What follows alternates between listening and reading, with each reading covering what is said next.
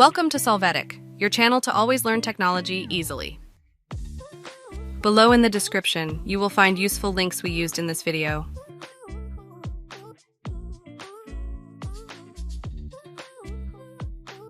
Today in Solvetic, we will see how to fix it. Administrator has limited access to some areas. Let's open the File Explorer. Here, you will go to the path of the System 32 folder.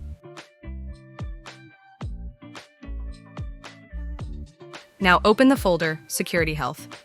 You will check if the Security Health setup file exists. If not, you can download it from the link that we leave you in the description of the video. Then right-click on this file and select Run as Administrator. Click Yes.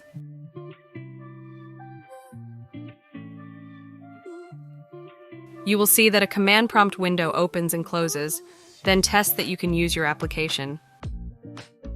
Hey, remember to subscribe Solvetic channel.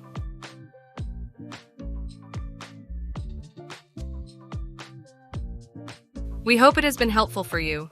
Here are links to watch more videos of your interest and subscribe to the Solvetic channel. Thank you.